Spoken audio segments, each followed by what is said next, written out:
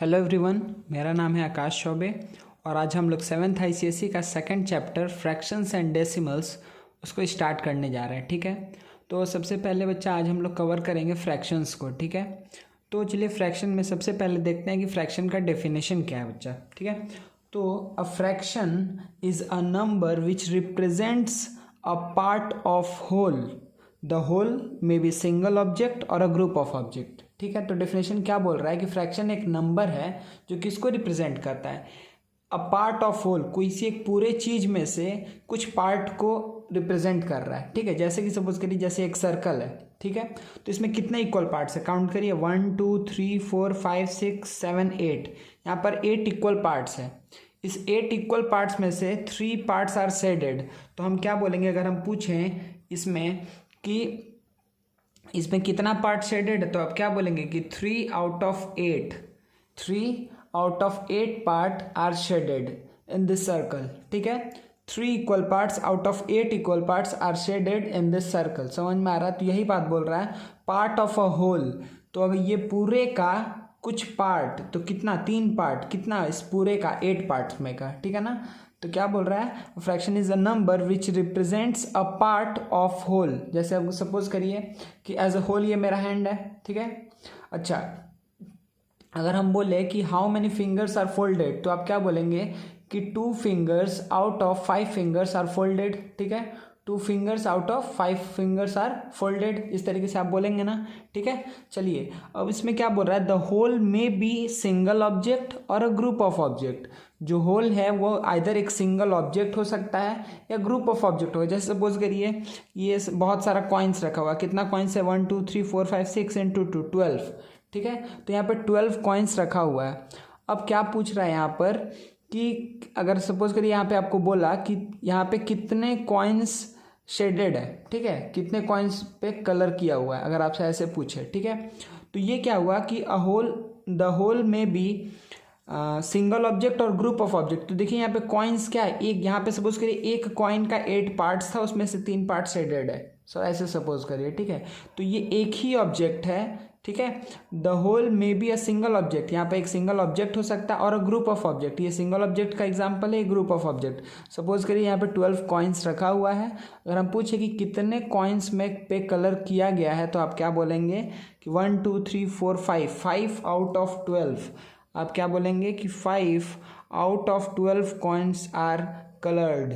ठीक है, 5 out of 12 coins are coloured, इस तरीके से आप बोलेंगे, कोई दिक्कत नहीं है। तो फ्रैक्शन बेसिकली क्या है बच्चा, क्या है, एक नंबर है जो किसको रिप्रेजेंट करता है, पार्ट ऑफ अ होल, एक किसी पूरे चीज का किसी एक पार्ट को रिप्रेजेंट करता है। सही है, चलिए किसी भी फ्रैक्शन को हम कैसे लिख सकते हैं, P/Q के फॉर्म में लिख सकते हैं। ये क्या है बच्चा, ये क्या है, डिवीजन लाइन है, इसको हम बोलते हैं डिवीजन लाइन। ठीक है, इसको हम क्या बोलते हैं, डिवीजन लाइन। तो P/Q के फॉर्म में लिख सकते हैं, जहां पर P और Q क्या है, होल नंबर से। P और Q क्या है, होल नंबर से। और Q क्या नहीं हो सकता है, जीरो नहीं हो सकता है। ठीक है, Q जीरो क्यों नहीं हो सकता है, अभी हम आपको इसका एग्जाम्पल बता रहे हैं, थोड़ी देर बाद आपको हम इसको समझाएंगे। ठीक है, तो क्या बोल रहा है, P/Q में हम किसी भी फ्रैक्शन को रिप्रेजेंट कर सकते हैं।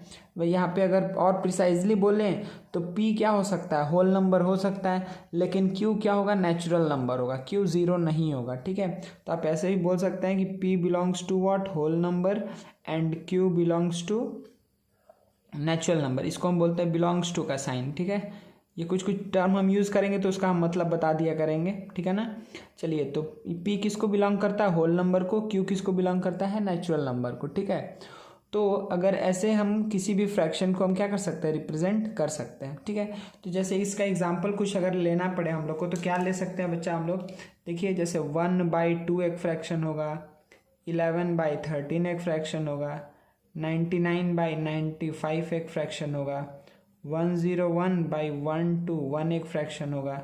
समझ में आ रहा है? तो ये सारा क्या है बच्चा, फ्रैक्शंस है। ठीक है, कोई दिक्कत नहीं है ना, ये सारा मेरा फ्रैक्शन का एग्जाम। सिंपली आपको दिमाग में क्या रखना है, वो सारा नंबर, इसको हम क्यों फ्रैक्शन बोल रहे हैं, क्योंकि 11 क्या है, एक होल नंबर है, और 13 भी क्या है, होल नंबर है। तो P/Q के फॉर्म में रिप्रेजेंट किए, यहाँ पे 99 भी होल नंबर है, 95 भी होल नंबर है।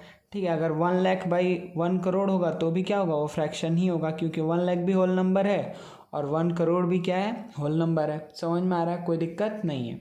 चलिए तो देखिए बच्चे, इसको हम क्या बोलते हैं, डिवीज़न लाइन। तो डिवीज़न लाइन के ऊपर में जो नंबर होता है उसको हम क्या बोलते हैं, न्यूमरेटर। डिवीज़न लाइन के ऊपर में जो नंबर होता है उसको हम क्या बोलते हैं, न्यूमरेटर। और डिवीज़न लाइन के नीचे जो नंबर होता है उसको हम क्या बोलते हैं, डिनोमिनेटर।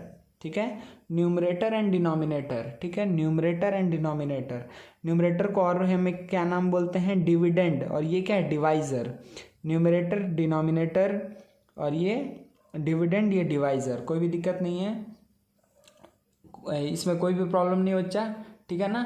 चलिए अब ये किस चीज़ को रिप्रेजेंट करता है, देखिए इसको भी हम यहाँ पर लिखे हैं तो आप इससे समझिएगा कि देखिए ये क्या बोल रहा है। न्यूमरेटर डिनोमिनेटर पहले देखते हैं कि डिनोमिनेटर क्या बोल रहा है। It tells us how many equal parts a whole is divided, मतलब कि किसी एक पूरे को कितने पार्ट में डिवाइड किया गया है। इसका एग्जाम्पल आप बहुत अच्छे से इस एग्जाम्पल से समझेंगे कि ये क्या बोल रहा है। It tells us how many equal parts a whole is divided, इस पूरे को कितना इक्वल पार्ट्स में हम बांटे हैं। तो आपको क्या दिख रहा है कि इस पूरे सर्कल को हम 8 इक्वल पार्ट्स में बांटे हैं। तो 8 किसको रिप्रेजेंट कर रहा है यहाँ पर, डिनोमिनेटर को। ये मेरा क्या है बच्चा, डिनोमिनेटर। ठीक है, कोई दिक्कत नहीं है। अच्छा, न्यूमरेटर किसको रिप्रेजेंट करता है, it tells us how many equal parts are taken, कितना इक्वल पार्ट्स को कंसिडर किया गया है, कितना इक्वल पार्ट्स को हम जो जो भी मेरा क्वेश्चन हो, अगर हम आपसे ये पूछते हैं कि how many parts of this circle are unshaded, तो आप क्या बोलते हैं कि 5 आउट ऑफ 8। कोई दिक्कत नहीं है, ठीक है। अगर हम पूछते कि अनशेडेड तो आप ये आंसर देंगे, शेडेड बोलेंगे तो ये आंसर देंगे। सही है, तो ये आपके क्वेश्चन के ऊपर डिपेंड करता है, ठीक है, कि न्यूमरेटर क्या होगा। तो न्यूमरेटर क्या बोल रहा है, it tells us how many equal parts are taken, कितना इक्वल पार्ट्स हम लिए हैं। अगर हम बोलेंगे कि कितना शेडेड इक्वल पार्ट्स को हम कंसिडर किए हैं, तो 3 इक्वल पार्ट्स जो शेडेड है उसको हम कंसिडर किए हैं, इसीलिए न्यूमरेटर में यहाँ पर 3 आया है। ये क्या आया है, न्यूमरेटर में आ गया है 3। सही है। अगर हम ये पूछे कि कितना, इस सर्कल का कितना इक्वल पार्ट्स ऐसा है जो अनशेडेड है, तो आप क्या बोलेंगे, सिंपली कि there are 5 equal parts which are unshaded, therefore 5 will be the numerator out of how many equal parts, 8 equal parts. ठीक है, तो डिनोमिनेटर किसको रिप्रेजेंट करता है बच्चा, किसी एक पूरे को हम कितने इक्वल पार्ट्स में डिवाइड किए हैं। ठीक है, और न्यूमरेटर किसको रिप्रेजेंट करता है कि उस पूरे में से कितना पार्ट को हम लिए अकॉर्डिंग टू आवर क्वेश्चन, जो भी मेरा क्वेश्चन हो। सही है ना। तो फ्रैक्शन बेसिकली क्या है, मेरे ख्याल से आपको समझ में आ गया है। अच्छा, जो डिवाइड करते हैं बच्चा नंबर, सपोज करिए कि हम लिखे हैं कि 1/2, इसका मतलब क्या हुआ, इसका मतलब ये हुआ कि 2 में से 1, 2 में से 1। ठीक है, 1/2 मतलब आधा हो गया ना। ठीक है, जैसे सपोज करिए कि अगर हम 2 में, इसको 1/2 हम इसको बोलेंगे। अगर हम एक सर्कल करें तो हम बोलेंगे कि इसका कितना शेडेड है, तो आप क्या बोलेंगे, 1 आउट ऑफ 2, 2 पार्ट में से 1 पार्ट शेडेड है। सही है, तो 2 क्या कर रहा है, बता रहा है कि हम उसको कितना इक्वल पार्ट्स में डिवाइड कर रहे हैं। ठीक है, ऐसे सोचिए कि हम लिख दिए कि 1/8, इसका मतलब क्या हुआ कि उस पूरे को 8 इक्वल पार्ट्स में हमको डिवाइड करना है। या फिर इसको हम ऐसे रीड कर सकते हैं कि इससे हम 2 चीज़ समझेंगे बच्चा। 1/8 लिखा हुआ है, इससे क्या रिप्रेजेंट कर रहा है कि अगर आप सपोज करिए शेडेड का कुछ क्वेश्चन है, तो उसमें ये क्या बता रहा है कि उसमें से एक पार्ट, 8 पार्ट में से एक पार्ट कंसिडर किया गया है, इसीलिए 1/8। या फिर हम इसको ये बात बोल सकते हैं कि इस, मान सपोज करिए कि एक केक है आपके पास। ठीक है, सपोज करिए आपके पास ये केक है, हम इसको बोले कि इसको आप 8 इक्वल पार्ट में डिवाइड करिए, तो हम क्या बोलेंगे, इस पूरे केक को 8 से डिवाइड कर दिए, मतलब कि 8 इक्वल पार्ट्स में डिवाइड कर दिए। समझ में आ गया। 1/4 करेंगे मतलब कि इस पूरे केक को हम 4 इक्वल पार्ट में डिवाइड किए। और सपोज करिए कि आप लोग से 15 फ्रेंड्स हैं, हम बोले कि इस केक को इक्वली सब में डिवाइड कर दो, तो आप क्या करेंगे कि पूरे को 1/15 करेंगे। ठीक है, 15 इक्वल पार्ट्स में डिवाइड करेंगे।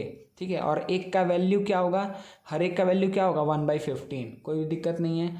उसमें से 2 का वैल्यू क्या होगा, 2/15। जैसे सपोज करिए, हम फिर से एक एग्जांपल लेके आपको समझाते हैं। सपोज करिए कि अगर हम ये केक लिए हुए हैं, ठीक है, हम केक लिए हुए हैं, सपोज करिए कि हम इसको डिवाइड कर रहे हैं।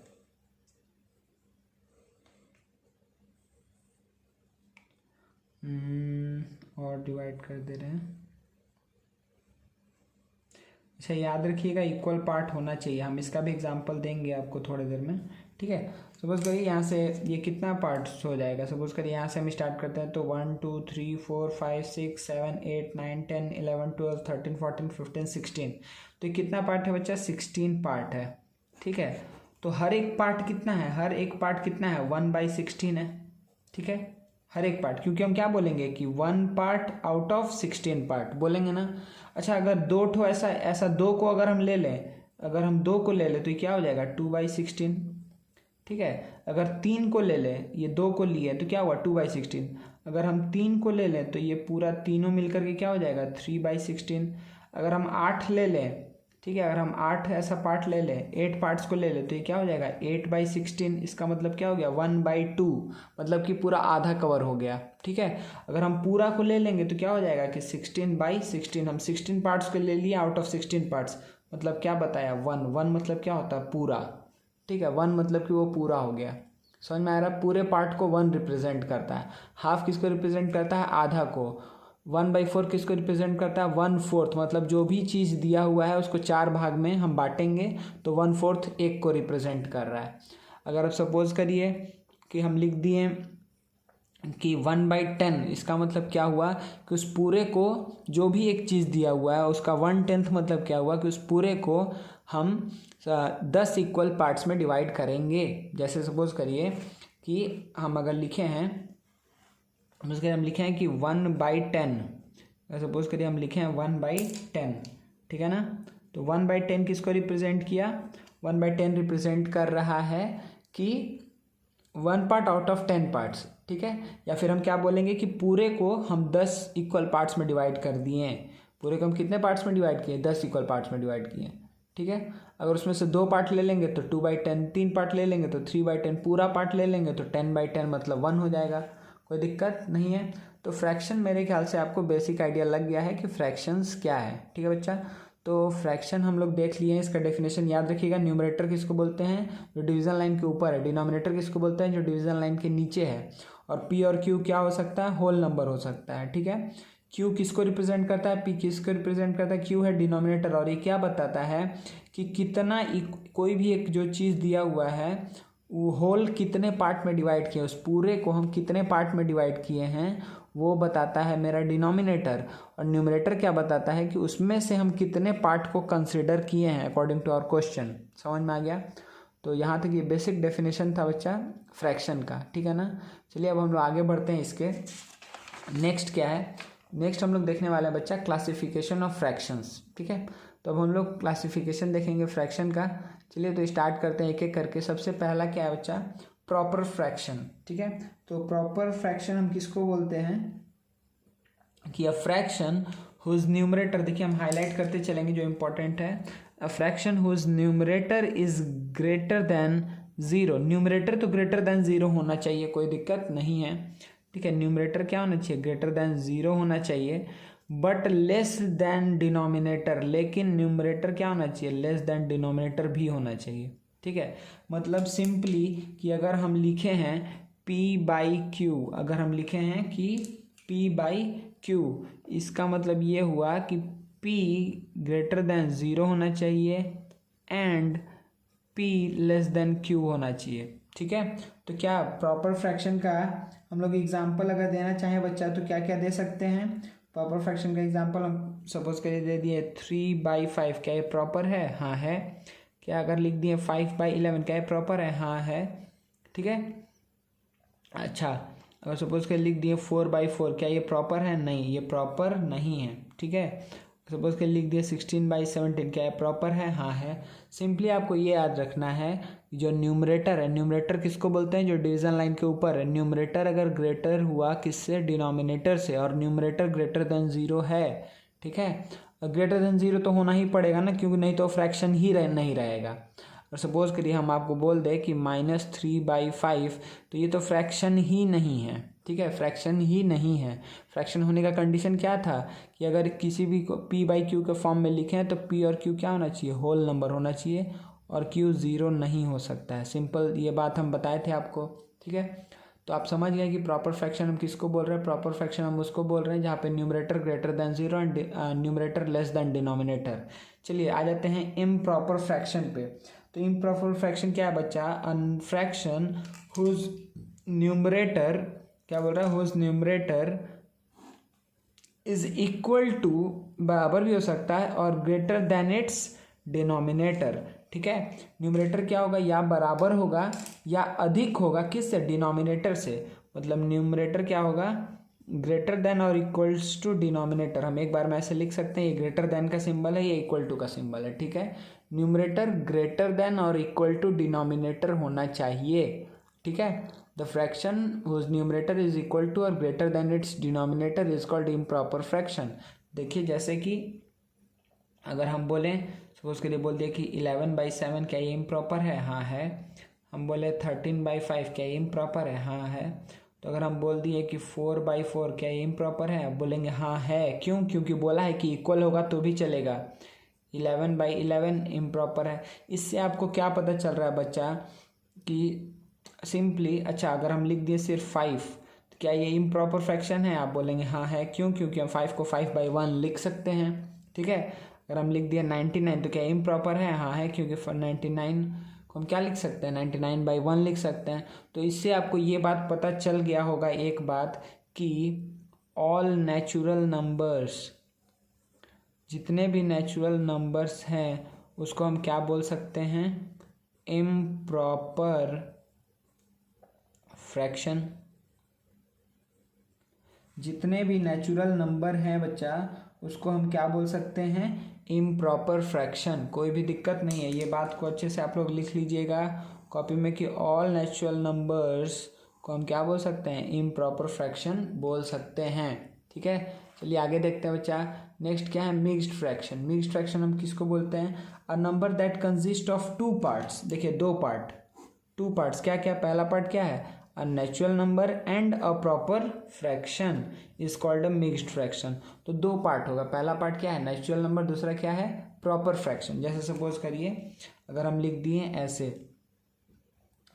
इसको हम मिक्स्ड फ्रैक्शन को अगर सपोज करिए हम लिख दिए कि 3 होल 5/7। ठीक है, 3 होल 5/7। इसका मतलब क्या हुआ कि ये 3 तो पूरा है और उसके साथ 5/7 है। ठीक है, 3 तो पूरा है और उसके साथ क्या है, 5/7 है। ठीक है बच्चा, अगर सपोज करिए कि अगर हम ऐसे लिख दें कि 8 होल 11/13, तो इसको हम क्या लिख सकते हैं कि 8 तो हो गया मेरा नेचुरल वाला पार्ट, प्लस 11/13 क्या हो गया, ये हो गया मेरा नेचुरल वाला पार्ट, और ये वाला पार्ट क्या हो गया बच्चा, नेचुरल नंबर, और दूसरा पार्ट क्या हो गया, प्रॉपर फ्रैक्शन। क्या ये प्रॉपर आएगा हर बार, हाँ एकदम ही आएगा, क्यों नहीं आएगा। देखिए इसको हम लिखते कैसे, अगर सपोज करिए हम लिख दें कि 11/4, तो आप मैक्सिमम क्या पता है कि 4 से 2 टाइम्स में 8 जाएगा, और 4 3 जा करने जाएंगे तो 12 हो जाएगा, इससे अधिक हो जाएगा। तो आप क्या किए कि 4 2 जा 12 हुआ, जो बच गया उसको आप कहाँ लिखेंगे, 4 2 जा 8 हुआ, अब उसके बाद से कहाँ लिखेंगे, यहाँ पे जो बच गया, रिमाइंडर कितना बचा, 3, और किससे डिवाइड कर रहे थे, 4 से। ठीक है, तो 4 2 जा 8 + 3। ठीक है, या फिर इसी को हम कैसे लिखते हैं कि 2 + 3/4। ठीक है, 2 + 3/4, कोई दिक्कत नहीं है ना। ठीक है, अच्छा एक हम बस ये केस दिखा दे रहे हैं कि हर बार इम्प्रॉपर क्यों बोल रहे हैं, कि अगर सपोज करिए कि अगर हम लिखें कि 2 होल सपोज करिए कि 5/4। ठीक है, 2 होल 5/4 लिखें, तो क्या ये तो क्या हुआ कि एक इसका क्या आएगा, 2 + 5/4, तो ये क्या हो गया कि ये अभी भी प्रॉपर फ्रैक्शन है, नहीं ये इम्प्रॉपर हो गया। तो इसको हम क्यों ये जस्टिफाइड नहीं, क्योंकि देखिए इसको हम लिख सकते हैं कि 2 + 5/4। ठीक है, तो इसको फिर से क्या लिख सकते हैं कि 2 + 5/4 को हम क्या लिख सकते हैं बच्चा, 5/4 को हम लिख सकते हैं कि 1 होल 1/4। ठीक है, तो फिर इसको हम क्या इसका मतलब इसका वैल्यू क्या हो गया कि 2 + 1 + 1/4। इसका मतलब सिंपली क्या हो गया कि 3 होल 1/4। ठीक है, तो ये अगर इस तरीके से लिखा हो बे तो इसका एग्जैक्ट रिप्रेजेंटेशन ये है। ठीक है ना, कोई भी दिक्कत नहीं है। देखिए यहाँ से क्या आएगा, 4 2 जा 8 + 5 13/4 आएगा, और यहाँ पर भी क्या आएगा, 4 × 3 12 + 1 13/4। ठीक है, इसको सॉल्व कैसे करते हैं एक बार जल्दी से बोल दे रहे हैं। मिक्स्ड फ्रैक्शन अगर दिया हुआ है, सपोज करिए कि ऐसे लिखा हुआ है कि A B C है, ए होल बी बाई सी, इसको रीड कैसे करते हैं कि ए होल बी बाई सी, तो इसको हम क्या बोलते हैं बच्चा, सिंपली इसको हम पहले क्या करते हैं कि A into C plus B by C, ये इसका आंसर होता है। इससे इसको मल्टीप्लाई करते हैं, फिर बी को ऐड करते हैं, बाई सी हो जाता है, ठीक है ना। जैसे ये क्या है 3, इसको हम क्या करेंगे कि 7 इंटू 3, अगर हम इसका पूछे कि इसका वैल्यू क्या है तो आप क्या बोलेंगे कि पहले सी से ए को मल्टीप्लाई करेंगे +5 प्लस बी करेंगे तो 21 + 5, तो ये क्या आ जाएगा कि 26/7 इसका वैल्यू है। अगर हम पूछेंगे कि इसका वैल्यू क्या है तो 13 इंटू 8 कितना हो जाएगा 80 और 24 104, ठीक है 104 आएगा। 104 + 11 कितना हो जाएगा 115, तो 115/13 है इसका वैल्यू। समझ में आ रहा है ना। अगर हम पूछे कि इसका वैल्यू क्या होगा तो अब क्या बोलेंगे कि 4 इंटू 2 8 प्लस 4 इंटू 2 और इधर क्या आ जाएगा +5, 4 इंटू 2 8 + 5 कितना हो जाएगा 13/4 हो जाएगा। कोई भी दिक्कत नहीं है। तो मिक्स्ड फ्रैक्शन आपको समझ में आ गया। प्रॉपर फ्रैक्शन क्या था, जल्दी से हम 1 मिनट में बोल दे रहे। प्रॉपर फ्रैक्शन क्या है बच्चा, वो ऐसा फ्रैक्शन है जिसमें क्या होगा, न्यूमरेटर क्या होगा बच्चा लेस होगा डिनोमिनेटर से, ठीक है, numerator less than denominator. Improper में क्या होगा कि न्यूमरेटर क्या होगा इक्वल होगा या बड़ा होगा डिनोमिनेटर से। अच्छा, मिक्स्ड फ्रैक्शन में क्या होगा, मिक्स्ड फ्रैक्शन एक ऐसा फ्रैक्शन है जिसमें 2 पार्ट होगा, एक नेचुरल पार्ट होगा प्लस एक प्रॉपर फ्रैक्शन वाला पार्ट होगा, ठीक है। तो ये तीनों चीज़ हम लोग देख चुके हैं। चलिए नेक्स्ट डेफिनेशन की तरफ आगे बढ़ते हैं। तो नेक्स्ट डेफिनेशन क्या है बच्चा, decimal fraction. A fraction whose denominator is 10, 100, 1000। अगर 10 का मल्टीपल में कुछ हो, ठीक है, 10 का मल्टीपल इन द सेंस कि 10, 100, 1000, 10,000, 1 लाख, 10 लाख, 1 करोड़, इस तरीके से हम बोल रहे हैं, ठीक है। तो अगर इस तरीके का अगर डिनोमिनेटर होगा तो उसको हम क्या बोलेंगे, डेसिमल फ्रैक्शन, ठीक है। डेसिमल फ्रैक्शन का अगर आपको एग्जांपल देना है तो आप कुछ भी लिख दीजिए ना, 3/10, या फिर आप सपोज करिए 11/100, या फिर क्या लिख दीजिए 130, कुछ भी आप लिखिए, बस नीचे क्या होना चाहिए 1 2 3 4 5 6 बाई क्या हो जाएगा 1 1 2 3 4 5 6 7 8 9 10 11, कुछ भी लिखिए, बस क्या होना चाहिए नीचे सिर्फ 1 और 0, मतलब कि वो 1 और उसके बाद जैसे 10,000, उसके बाद से लाख जाइए, करोड़ जाइए, कितना भी जाइए आगे तक, ठीक है, लेकिन सिर्फ 1 और उसके बाद जीरोज ही होना चाहिए। तो उसको हम क्या बोलेंगे, डेसिमल फ्रैक्शन, ठीक है, कोई दिक्कत नहीं है। और इसी का उल्टा क्या हो जाएगा, a fraction whose denominator is a number other than this. अगर इसके अलावा कुछ भी हुआ तो 171/36, 25/39, 11/2, 25/6। तो इसमें आपको दिख रहा है कि कहीं भी डिनोमिनेटर क्या है बच्चा, कहीं भी डिनोमिनेटर क्या है कि ये सब भी नहीं होगा। 12/1, अगर 5 भी 0 हो लेकिन 1 2 आ गया तो ये क्या है, नहीं है, ठीक है। तो आपको समझ में आ गया कि डेसिमल फ्रैक्शन क्या है, वल्गर फ्रैक्शन क्या है, ठीक है। अच्छा, अब ये मत, अब देखिए रिलेट आप कर सकते हैं। तो इसको अगर हम बोलें कि 171/36, तो इसको हम क्या बोल सकते हैं, इसको हम बोलेंगे कि ये क्या है, एक इम्प्रॉपर फ्रैक्शन है as well as vulgar fraction है, ठीक है। अगर आप इसको देखेंगे तो क्या बोलेंगे कि ये एक प्रॉपर फ्रैक्शन भी है और एक वल्गर फ्रैक्शन भी है। समझ में आ रहा है। अगर आप इसको देखेंगे तो क्या बोलेंगे कि ये एक प्रॉपर फ्रैक्शन भी है और एक डेसिमल फ्रैक्शन भी है, ठीक है ना, कोई दिक्कत नहीं है ना। वैसे अगर हम यहाँ पे लिख देते कि 314/100, तो आप क्या बोलते हैं कि ये क्या है, एक इम्प्रॉपर फ्रैक्शन भी है एज वेल एज ये डेसिमल फ्रैक्शन भी है। समझ में आ रहा है ना, कोई दिक्कत नहीं है। चलिए, लाइक एंड अनलाइक फ्रैक्शंस किसको बोलते हैं बच्चा, ठीक है। 2 और more fractions having same denominator, 2 और मोर फ्रैक्शन हैविंग डिफरेंट डिनोमिनेटर। अगर सेम डिनोमिनेटर हुआ तो हम क्या बोलेंगे, लाइक फ्रैक्शन। अगर डिफरेंट डिनोमिनेटर हुआ तो हम क्या बोलेंगे, अनलाइक फ्रैक्शन। जैसे कि अगर आपको एग्जाम्पल देना हुआ लाइक का, ठीक है, लाइक फ्रैक्शन का एग्जाम्पल देना है तो एग्जाम्पल क्या क्या हो सकता है बच्चा, सपोज करिए 3/7, 21/7, 4/7, 9/7, कुछ भी हम लिख रहे हैं, ठीक है। अच्छा, अगर अनलाइक का देना हुआ तो डिनोमिनेटर बस सेम नहीं रहना चाहिए भैया और सब चीज़, ठीक है। तो क्या होगा, सपोज करिए 3/7 है तो 4/11, 13/12, 14/17, हम कुछ भी लिख रहे हैं। तो ये सब हम क्या बोलेंगे कि जिसका क्या होगा, डिफरेंट डिनोमिनेटर। डिनोमिनेटर क्या है, जो डिवीजन लाइन के नीचे है।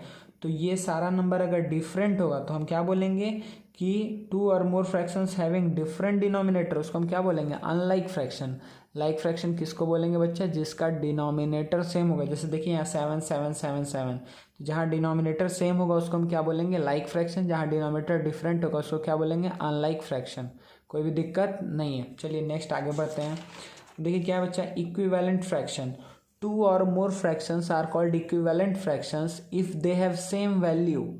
if they have same value, इसका मतलब क्या हुआ, इसका मतलब सिंपली ये है कि वैल्यू सिर्फ सेम होना चाहिए। जैसे सपोज करिए कि हम लिखते हैं कि 1/2, अगर हम लिख दें 2/4 या फिर 10/20 या फिर 100/200, ठीक है, 100/200, या फिर हम लिख दिए 36/72, हम लिख दिए 99/198, ठीक है, कोई भी दिक्कत नहीं है ना, ठीक है। तो ये सब का वैल्यू क्या है, 1/2 है। तो इस सबको हम क्या बोलेंगे, इक्विवेलेंट फ्रैक्शन।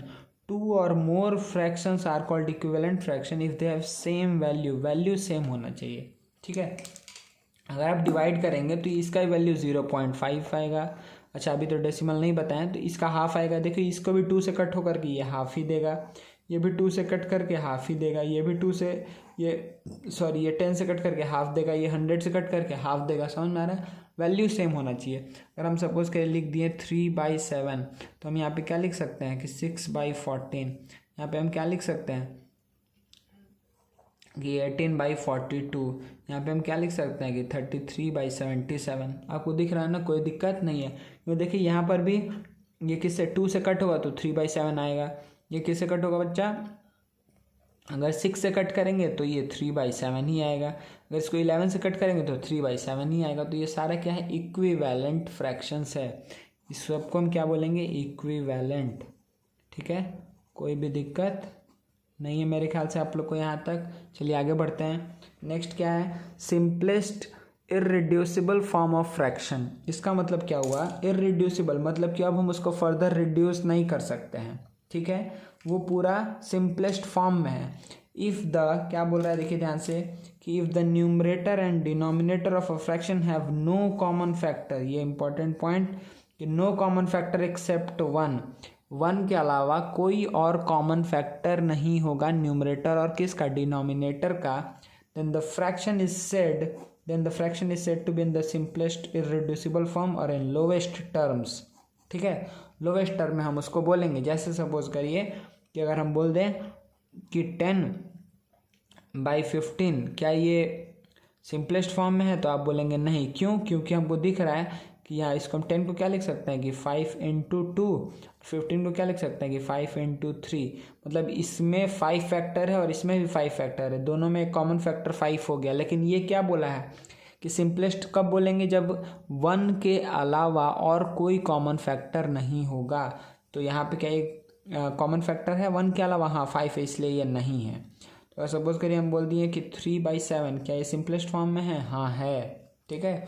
हम चेंज कर सकते हैं किसी भी, क्या जो सिंपलेस्ट फॉर्म में नहीं है उसको हम डिवाइड, कॉमन फैक्टर जो है उसको हटा करके सिंपलेस्ट फॉर्म में ला सकते हैं। जैसे सपोज करिए कि अगर हम एग्जांपल ले लें कि यहाँ पे लिखा हुआ है से 35 बाई, सपोज करिए यहाँ पे लिख दिए कि 105, ठीक है। तो आपको क्या दिख रहा है, इसको हम क्या लिख सकते हैं कि 7 × 5 × 1, इसको क्या लिखेंगे 7 × 5 × 3 × 1, दिख रहा है कि 7755, मतलब कि 1/3, इसको हम लिख सकते हैं। 7 कट हो गया, 5 कट हो गया, मतलब कि जो सिंपलेस्ट फॉर्म में नहीं है तो हम क्या करेंगे कि जो भी कॉमन फैक्टर है अदर देन 1 उसको हम क्या कर देंगे, हटा देंगे, वहाँ से कट कर देंगे। तो जो बचेगा अब क्या है, 1 और 3 बचा। क्या 1 और 3 का कोई भी कॉमन फैक्टर है अदर देन 1? नहीं। तो हम क्या बोलेंगे कि yes 1/3 is in its lowest term, ठीक है, अब अपने लोएस्ट टर्म में है, अब इससे कुछ और फर्दर रिड्यूस नहीं हो सकता है, ठीक है।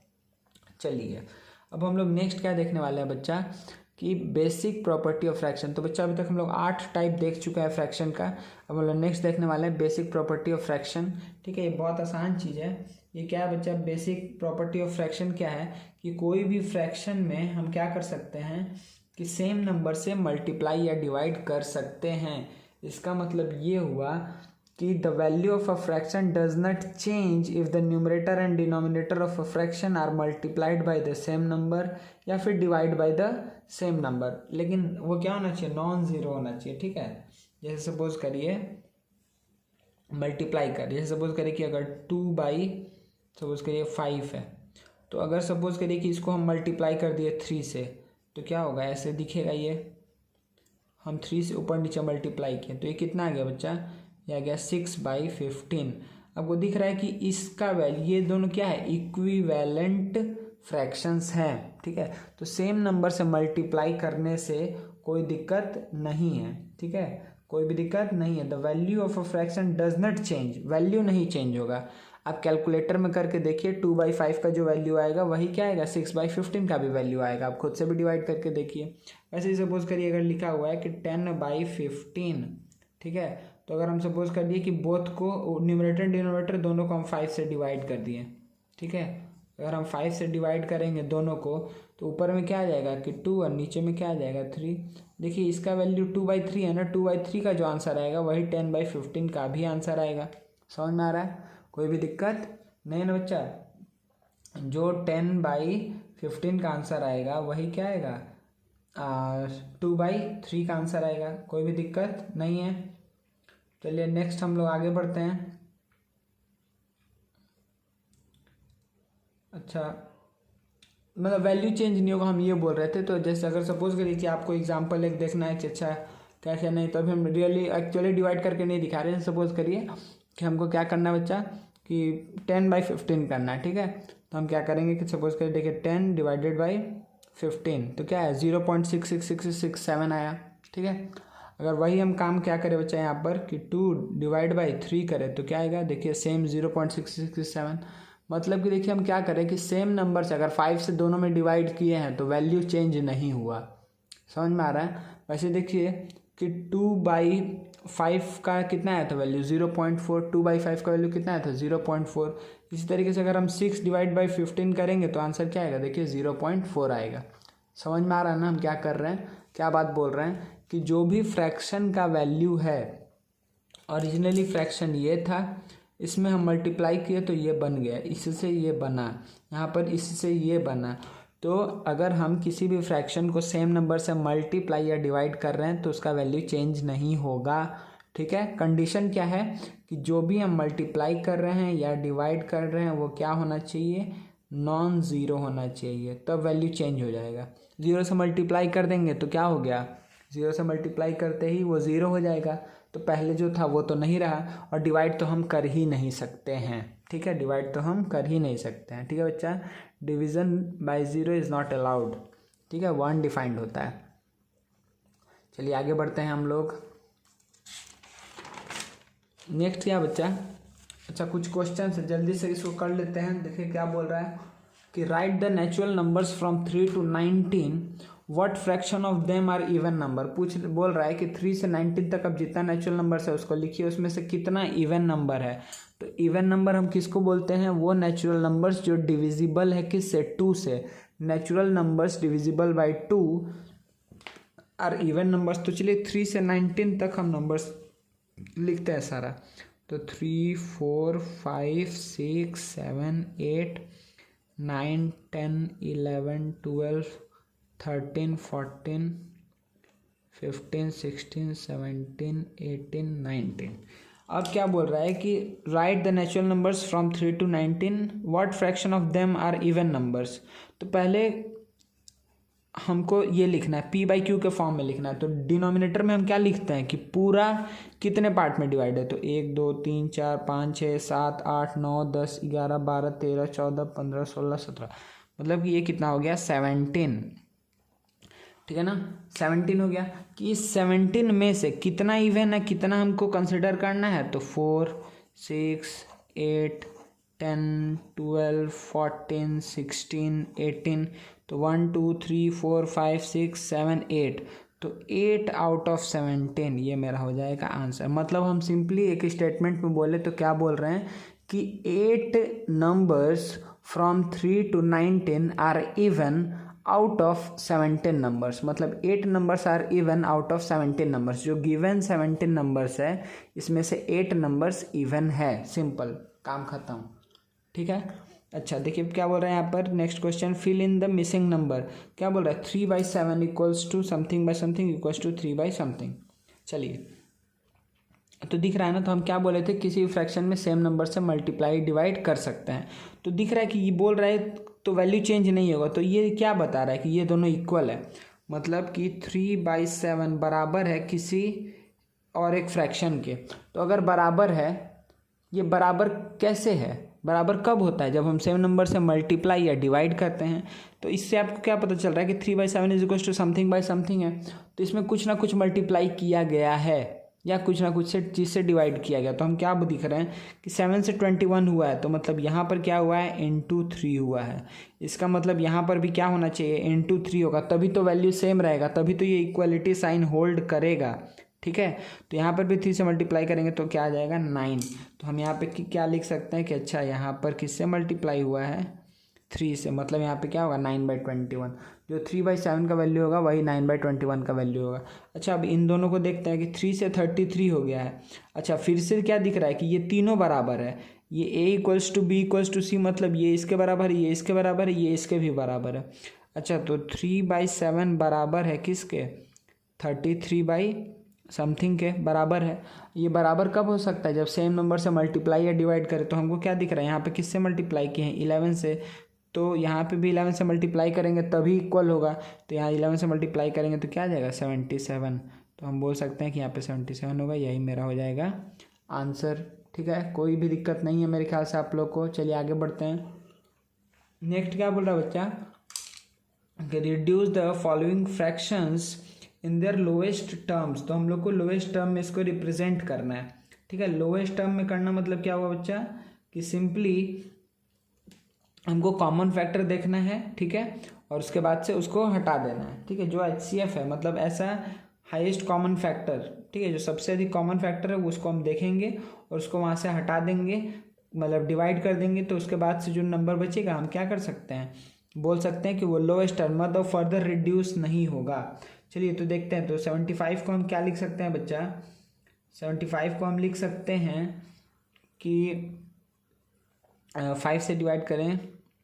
देखिए एक तरीका है कि आप एलसीएम निकाल लीजिए। ठीक है, अगर 75 को देखें आप, तो 75 का एलसीएम करेंगे तो क्या आएगा,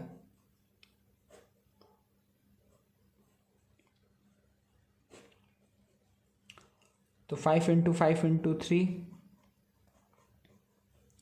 बाई ये 135 को आप क्या लिख सकते हैं, 135 को क्या लिख सकते हैं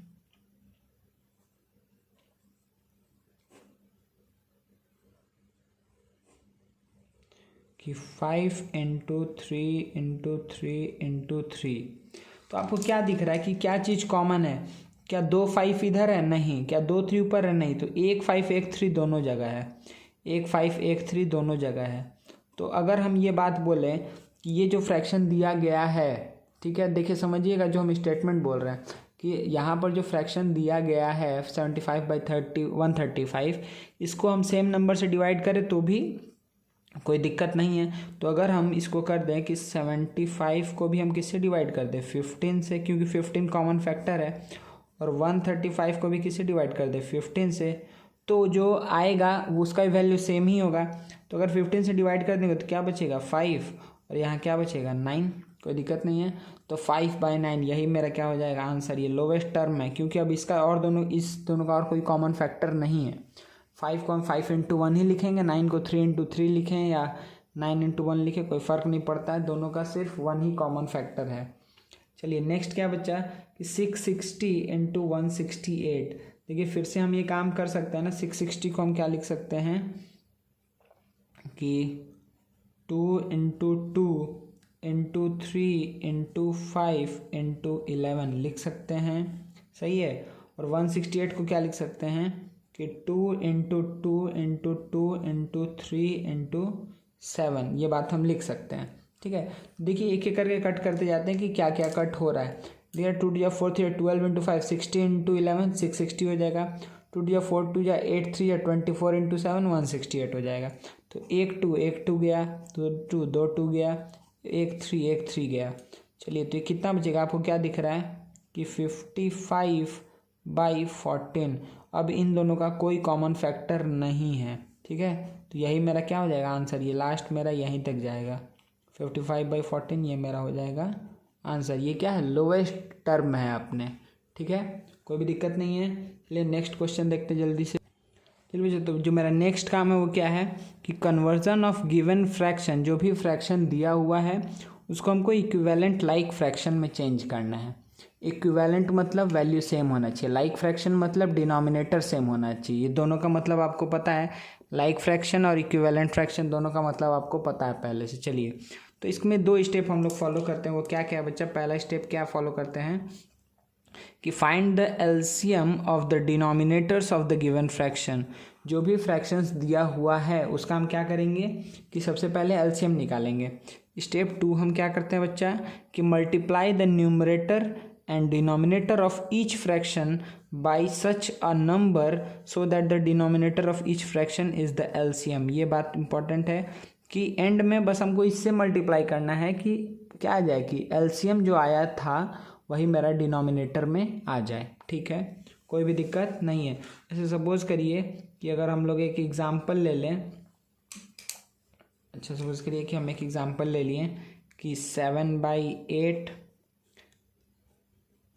17/12 और एक सपोज करिए एग्जांपल ले लिए 41/45, ठीक है। तो ये 3 एग्जांपल हम लोग लिए हैं, इसको हमको किस में चेंज करना है, इक्विवेलेंट लाइक फ्रैक्शन में, ठीक है। इस तीनों को इक्विवेलेंट लाइक फ्रैक्शन में चेंज करना है। तो पहला स्टेप क्या है, find the LCM of the denominators. तो एलसीएम किसका हो, 8 12 और 45, इसका एलसीएम निकालना है। तो किससे डिवाइड किए, पहले सपोज करिए 4 से किए, तो 2 3 45, 3 से करेंगे तो क्या आएगा 2 1, ये कितना हो जाएगा 15। अब ये जाएगा 2 और 15 में कोई कॉमन फैक्टर नहीं है, ठीक है। तो क्या हो जाएगा 15 इंटू 2 30, 30 इंटू 3 90 इंटू 4 360। तो हमको क्या पता चल गया कि अच्छा एलसीएम कितना है बच्चा 360 मेरा एलसीएम आ गया है। एलसीएम निकालने में कोई भी दिक्कत नहीं है। चलिए अब अगर 360 आया है तो पहला काम आपका क्या है कि 7/8 अगर दिया हुआ है तो हम इसमें क्या मल्टीप्लाई करें। देखिए क्या बोल रहे हैं, multiply both numerator and denominator. Numerator और डिनोमिनेटर को हमको मल्टीप्लाई करना है सच दैट कि जो मेरा एलसीएम था वो आ जाए। तो 8 में हम क्या मल्टीप्लाई करें कि 360 आ जाए। तो आपको क्या पता है कि 45 से मल्टीप्लाई करेंगे, ठीक है। हम यहाँ पे अगर 45 से मल्टीप्लाई कर दें ऊपर नीचे, मतलब 1 से मल्टीप्लाई कर रहे हैं ना, 45 कट गया 1 आ गया। या फिर हमको ये भी पता है कि किसी भी फ्रैक्शन में हम सेम नंबर से मल्टीप्लाई करेंगे वैल्यू वही रहेगा। चलिए तो ऊपर में क्या आ जाएगा बच्चा, यहाँ पे आ जाएगा 5 3 28 + 3 31। तो आंसर क्या आ जाएगा 315/60। चलिए बहुत बढ़िया। अब नेक्स्ट क्या नंबर है बच्चा मेरे पास कि 17/12 है। तो 12 में हम क्या मल्टीप्लाई करें कि मेरा एलसीएम आ जाए। क्या बोला है लास्ट में, क्या आ जाना चाहिए कि हमको एक ऐसे नंबर से मल्टीप्लाई करना है न्यूमरेटर डिनोमिनेटर में so that the denominator of each fraction is the LCM. हर एक फ्रैक्शन का डिनोमिनेटर एलसीएम जो है वो हो जाना चाहिए। चलिए तो 12 में क्या मल्टीप्लाई करेंगे 30, कोई दिक्कत नहीं है। तो 30 ऊपर भी मल्टीप्लाई किए, ठीक है। तो ये कितना आ जाएगा, ये आ जाएगा 510, ठीक है। थर्ड वन क्या है 41/45। तो किससे मल्टीप्लाई करें कि नीचे क्या आ जाए 360 आ जाए। तो आपको क्या पता है कि हमको मल्टीप्लाई करना होगा यहाँ पर 8 से। अगर 8 से मल्टीप्लाई करेंगे तो यहाँ 360 भी आ जाएगा और 41 इंटू 8 8 1 जा 8 8 4 जा 32, ठीक है। ये हो गया। तो हम क्या बोल सकते हैं, the given fractions are equivalent to this. मतलब कि ये जो गिवन फ्रैक्शन था 7/8 ये किसके इक्विवेलेंट है, इसके इक्विवेलेंट है, सही है। इक्विवेलेंट और लाइक क्यों बोल रहा है, क्योंकि देखिए तीनों का ही डिनोमिनेटर, लाइक बोलने का रीज़न है कि इसका डिनोमिनेटर, इसका डिनोमिनेटर और इसका डिनोमिनेटर, ठीक है, ये डिनोमिनेटर क्या है, सेम है, डिनोमिनेटर क्या है बच्चा, सेम है, इसीलिए हम क्या बोल रहे हैं कि लाइक, ठीक है, लाइक हम क्या बोल रहे हैं, लाइक फ्रैक्शन। और इक्विवेलेंट क्यों बोल रहे हैं, क्योंकि इन दोनों का वैल्यू सेम है। वैल्यू सेम हम क्यों बोल पा रहे हैं, क्योंकि अभी हम प्रॉपर्टी में पढ़े हैं कि अगर किसी भी फ्रैक्शन में सेम नंबर से मल्टीप्लाई या डिवाइड करें तो उसका वैल्यू चेंज नहीं होता है। हम आपको कैलकुलेट करके भी दिखाए थे, ठीक है, कोई भी दिक्कत नहीं है। तो हम फिर क्या बोलेंगे कि 17/12 का इक्विवेलेंट लाइक फ्रैक्शन क्या होगा, तो 510 होगा, बाई से 360 होगा। 41/45 का लाइक इक्विवेलेंट लाइक फ्रैक्शन क्या होगा, तो आप क्या बोलेंगे 328/360 होगा, ठीक है, कोई भी दिक्कत नहीं है मेरे ख्याल से आप लोग को। चलिए बच्चा, तो अब समझ में आ गया ना क्या करना है। सिंपली इक्विवेलेंट लाइक फ्रैक्शन करने के लिए एलसीएम निकालना है और उसके बाद से सबका डिनोमिनेटर को एलसीएम के बराबर बना देना है, ठीक है। अगर आपको एक एग्जांपल और लेना है तो जल्दी से सपोज करिए कि हम छोटा सा जल्दी से नंबर ले रहे हैं, वो करिए हम यहाँ पे ले लिए कि 3/5, 7/8, 12 सपोज करिए यहाँ पे ले लिए 11, ठीक है, कोई भी दिक्कत नहीं है।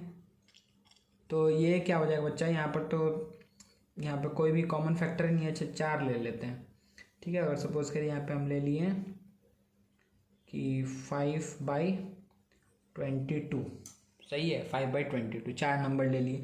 सबसे पहला काम क्या है कि 5, 8, 11, 22 का एलसीएम निकालना, ठीक है। तो हम क्या करेंगे, पहले 2 से लेंगे तो क्या आएगा 5, 4, 11, 11, फिर 11 से लेंगे तो क्या आ जाएगा 5, 4, 1, 1, तो 20 × 2 40 × 11 440 हो जाएगा। क्या हो जाएगा बच्चा, 440, कोई भी दिक्कत नहीं है। तो 440 बनाना है तो हमको क्या लिखेंगे, देखिए बहुत आसानी से हम क्या लिखेंगे कि 3/5 इंटू क्या मल्टीप्लाई करें कि नीचे में 440 आ जाए, ठीक है। तो हम क्या बोलेंगे कि किससे मल्टीप्लाई करेंगे,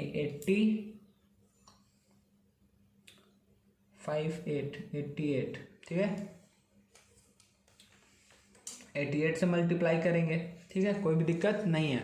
88 से मल्टीप्लाई कर रहे हैं तो 8 3 क्या हो जाएगा 24, कैरी गया 2, 8 3 24 2 26, ये हो जाएगा।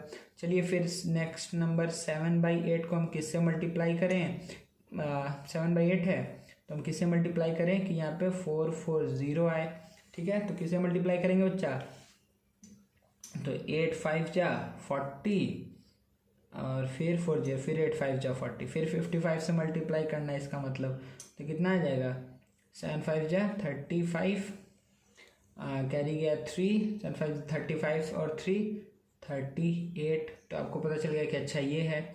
अच्छा सिमिलरली हम क्या करेंगे कि 12/11 को हम किससे मल्टीप्लाई करें कि नीचे 440 आए, तो आप क्या बोलेंगे, ये तो आपको डायरेक्टली दिख रहा है कि 40 होगा, मतलब 40 से मल्टीप्लाई करना है, ठीक है, तो 480 हो जाएगा। इसी तरीके से 5/22 को हम किससे मल्टीप्लाई करें कि नीचे 440 आए, तो आपको क्या दिख रहा है 20, क्योंकि 2 से मल्टीप्लाई होगा तो 44 और 0, तो 20 से ऊपर नीचे मल्टीप्लाई करना है, तो ये हो गया 100, ठीक है। तो हम क्या बोलेंगे यहाँ पर सिंपली कि 3/5 का इक्विवेलेंट लाइक फ्रैक्शन क्या है, ये 7/8 का इक्विवेलेंट लाइक फ्रैक्शन क्या है, ये 12/11 का इक्विवेलेंट लाइक फ्रैक्शन क्या है, ये 5/22 का इक्विवेलेंट लाइक फ्रैक्शन क्या है, ये।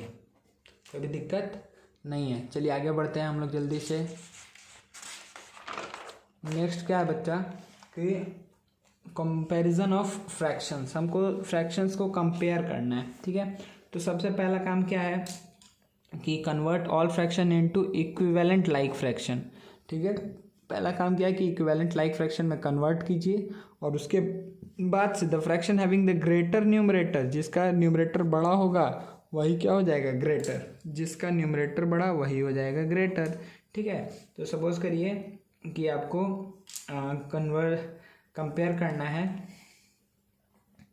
कि 5/6, 11/16 और 13/18। तो पहला काम क्या है कि 6 16 और 18 का एलसीएम निकालना, ठीक है। तो किससे मल्टीप्लाई किए? 3 से, तो क्या हो जाएगा 2 16 6। फिर किससे मल्टीप्लाई करेंगे बच्चा? 2 से, तो ये क्या हो जाएगा 1 8 3। कोई कॉमन फैक्टर नहीं है। 24 इंटू 2 48, 48 इंटू 3 कितना हो जाएगा 120 और प्लस 24 144। क्या हो जाएगा 144। तो एलसीएम मेरा आ गया बच्चा 144। ये आप लोग निकाल सकते हैं खुद से भी, ठीक है। एलसीएम आ गया 144।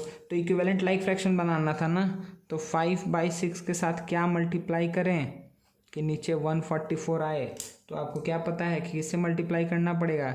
6 2 जा 12, 2 4, 6 4 जा 24, मतलब 24 से मल्टीप्लाई करना पड़ेगा। तो ये कितना हो जाएगा 120। कोई भी दिक्कत नहीं है। चलिए फिर से 11/16 है, इसको किससे मल्टीप्लाई करें कि नीचे 144 हो। तो आपको क्या पता है किससे मल्टीप्लाई करना होगा? 16 इंटू 9 से, तो क्या हो जाएगा 99। अच्छा फिर से क्या हुआ बच्चा कि नेक्स्ट क्या है कि 13/18 है, तो इसको किससे मल्टीप्लाई करें कि क्या हो जाए 144 नीचे आ जाए। तो आप क्या बोलेंगे कि 18 को किससे मल्टीप्लाई करेंगे बच्चा? 18 को मल्टीप्लाई 8 8 64, हाँ 8 से। तो 8 से अगर मल्टीप्लाई हम कर दें ऊपर नीचे तो मेरा हो जाएगा, तो 8 3 या 24 कैरी 2, तो 104। तो अब यहाँ तक तो अब क्या हुआ कि सिर्फ पहला काम किया कि इक्विवेलेंट लाइक फ्रैक्शन में चेंज किया। नेक्स्ट स्टेप क्या है? The fraction having the greater numerator is greater. तो जिसका न्यूमरेटर बड़ा है, न्यूमरेटर मतलब जो डिवीजन लाइन के ऊपर है, डिवीजन लाइन के ऊपर में सबसे बड़ा क्या है 120 है। तो हम क्या बोलेंगे कि देयरफॉर 5/6 ग्रेटर है किससे? ये सबसे बड़ा, उसके बाद ये बड़ा 13/18, फिर कौन बड़ा 11/16, ठीक है। तो ये मेरा हो गया सबसे बड़ा, उससे छोटा, उससे छोटा। डिसेंडिंग ऑर्डर में हम इसको अरेंज कर लिए हैं, कोई भी दिक्कत नहीं है ना। चलिए अच्छा एक एग्जांपल जल्दी से ले लेते हैं। सपोज करिए कि 3/8, 4/7, 13/14, 15/16 बोला कि जल्दी से इसको अरेंज करके दिखाइए, ठीक है। तो सबसे पहला इक्विवेलेंट लाइक फ्रैक्शन के लिए काम क्या करना है कि हमको लेना है एलसीएम। तो एलसीएम क्या होगा 8 7 14 16 सॉरी 8 लेंगे तो 1 7 14 2, 7 लेंगे तो कितना हो जाएगा 1 1 2 2, फिर 2 लेंगे तो क्या हो जाएगा 1 1 1 1। चलिए तो ये कितना हो जाएगा 56 इंटू 2 क्या आ जाएगा 112, ठीक है। 56 इंटू 2 कितना हो जाएगा बच्चा 112। तो 112 सबको बनाना है, तो जल्दी जल्दी काम करते हैं स्पीड में कि 3/8 को किससे मल्टीप्लाई करें कि नीचे 112 आए। तो आपको क्या पता है कि 8 से कितना मल्टीप्लाई करना पड़ेगा 8 1 जा 8 3 2 8 4 जा 32, मतलब 14 से मल्टीप्लाई करना है। तो ये क्या हो जाएगा 42। कोई दिक्कत नहीं है। चलिए फिर क्या है कि 4/7 को हम किससे मल्टीप्लाई करें कि नीचे 112 आ जाए। तो आपको क्या पता है कि 7 1 जा 7, 7 6 जा 42, 16 से करना है। तो ये क्या हो जाएगा 64। नेक्स्ट क्या है कि 13/14 को किससे मल्टीप्लाई करें कि नीचे 112 आ जाए। तो आप क्या बोलेंगे कि 14 को किससे मल्टीप्लाई करेंगे 8 से ना, 8 से करेंगे तो 80, हाँ 8 से करेंगे तो यहाँ पे क्या आ जाएगा, यहाँ पर आ जाएगा 8, यहाँ पर भी 8, तो 8 3 जा 24 2, तो 104। चलिए फिर नेक्स्ट क्या है कि 15/16 को किससे मल्टीप्लाई करें नीचे 112 आए, ठीक है बच्चा। तो किससे मल्टीप्लाई करेंगे 7 से, 7 6 जा 42 और ये हो जाएगा 70, हाँ तो हो जाएगा 7। चलिए तो ये कितना आ जाएगा 15 इंटू 7 कितना हो जाएगा बच्चा 105। तो आपको क्या दिखा सबसे बड़ा ये, फिर ये, फिर ये, फिर ये। तो आप डायरेक्टली इसको बहुत आसानी से लिख सकते हैं कि 15/16 बड़ा है किससे 13/14 से, बड़ा है किससे 4/7 से, ये बड़ा है किससे 3/8 से। यही मेरा क्या हो जाएगा आंसर, ठीक है। कोई भी दिक्कत नहीं है। चलिए आगे बढ़ते हैं। नेक्स्ट देखिए बच्चा इसमें आपको ये लिखना है कि ये कितना फ्रैक्शन है, ठीक है। देखिए ये इसको हम कितना बोल सकते हैं कि कितना पार्ट है, 1 2 3 4 5 6 7 8, तो हम क्या बोलेंगे कि 3 आउट ऑफ 8 आर शेडेड, ठीक है, 3 आउट ऑफ 8 आर शेडेड। या फिर हम क्या बोल सकते हैं कि 1 2 3 4 5 आउट ऑफ 8 आर, हम क्या बोल सकते हैं बच्चे यहाँ पर कि 5 आउट ऑफ 8 आर अनशेडेड। कोई भी दिक्कत है क्या? नहीं है। इसमें देखिए कितना इक्वल पार्ट्स है, काउंट करिए पहले, 1 2 3 4 5 6 6 6 12, तो 1 2 3 4 5, मतलब कि 5 आउट ऑफ 12 क्या है, शेडेड है, और तो 7 आउट ऑफ 12 क्या होगा, अनशेडेड। कोई दिक्कत नहीं है। इसमें कितना पार्ट है, 1 2 3 4 5 6 7 8 9 10 11 12 13 14, तो इसमें हम क्या बोल सकते हैं कि 1 2 3 4 5 6, तो 6/14, या फिर हम इसको क्या लिख सकते हैं कि 3/7, ये कितना है, 6 आउट ऑफ 14 क्या है, 6 आउट ऑफ 14 है शेडेड, तो अनशेडेड कितना हो जाएगा, अनशेडेड हो जाएगा 8 आउट ऑफ 14, ठीक है। इससे माइनस कर देते हैं बस, ठीक है। तो इसको हम पूरा सिंप्लीफाइड फॉर्म में क्या लिख सकते हैं बच्चा कि 4 आउट ऑफ 7, ठीक है। कोई भी दिक्कत नहीं है, ठीक है ना। ये बहुत आसान सम था, कोई भी दिक्कत नहीं है। अब देखिए इसको हमको क्या करना है कि इम्प्रॉपर फ्रैक्शन में कन्वर्ट करना है। इम्प्रॉपर फ्रैक्शन में कैसे कन्वर्ट करते थे, आपको याद है ना कि इससे इसको मल्टीप्लाई करेंगे और इससे इसको ऐड करेंगे, ठीक है। तो क्या होगा, 9 2 18 + 7 कितना होगा, 25/9। अच्छा यहाँ पे क्या करेंगे कि 5 × 11 × 5 + 4, तो कितना हो जाएगा, 59/11, यही मेरा हो जाएगा आंसर। यहाँ पे ये हो जाएगा आंसर, कोई भी दिक्कत नहीं है, ठीक है। इसको हमको किस में कन्वर्ट करना है बच्चा, मिक्स्ड फ्रैक्शन में। Mixed fraction in the sense कि 8 से मैक्सिमम कितना टाइम्स आएंगे, 9 टाइम्स, 8 9 = 72, बचा 1/8, समझ में आया। कितने टाइम्स हम मैक्सिमम मल्टीप्लाई करते सकते हैं, ऊपर रिमाइंडर बाई जिससे डिवाइड कर रहे हैं। चलिए इसको अगर करना है तो 13 से कितने टाइम्स जाएगा, 65 3 28 91। तो देखिए 13, आपको क्या पता है कि 94 को हम क्या लिख सकते हैं कि 13 × 7 + 3, ठीक है। देखिए 13 × 7 कितना हो जाएगा, 90, हम 94 को बस लिखे हैं ऐसे, ठीक है। 94 को हम क्या लिख सकते हैं कि 13 × 7 + 3, ठीक है, 91 + 3। तो इसको हम कैसे लिखने वाले हैं, इसको हम लिखेंगे कि 13 से कितने टाइम्स में मैक्सिमम जाएगा, 7 टाइम्स में, 13 से 7 टाइम्स में मैक्सिमम जाएगा, रिमाइंडर कितना बचेगा, 3। इस तरीके से लिख सकते हैं, ठीक है। कोई भी दिक्कत नहीं है मिक्स्ड फ्रैक्शन में। अच्छा देखिए बच्चा, एक चीज़ हम बस आपको यहाँ पे समझा देना चाह रहे हैं कि अगर सपोज करिए कि ऐसे अगर हम स्टार बना दिए, ठीक है, सपोज करिए कि हम ऐसे स्टार बना दिए, हाँ, और हम ये ऐसे करके हम सपोज करिए ऐसे सेट कर दिए,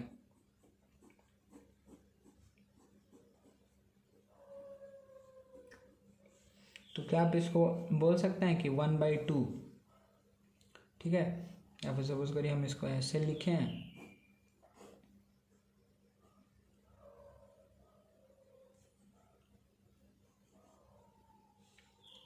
हम इसको सेट कर दिए, और सपोज करिए हम इसको सेट कर दिए और इसको सेट कर दिए,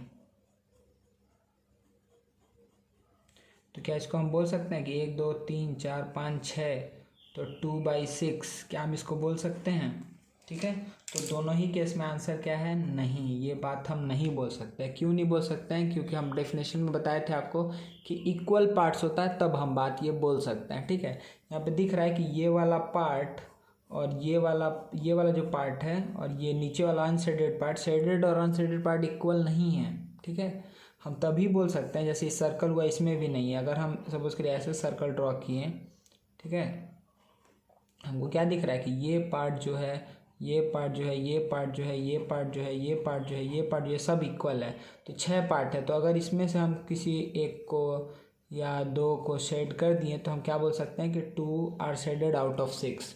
तो इक्वल पार्ट्स रहेगा तभी होगा, ठीक है ना। तो इन दोनों केस को हम नहीं लेंगे, ठीक है, ये दोनों केस को कंसिडर नहीं करेंगे, ठीक है ना। तो मेरे ख्याल से आपको यहाँ तक समझ में आया है अच्छे से, ठीक है। चलिए नेक्स्ट आगे देखते हैं।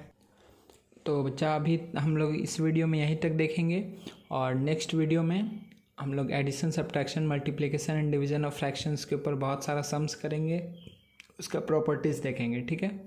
चलिए for the time being good bye, next lecture में हम लोग मिलते हैं।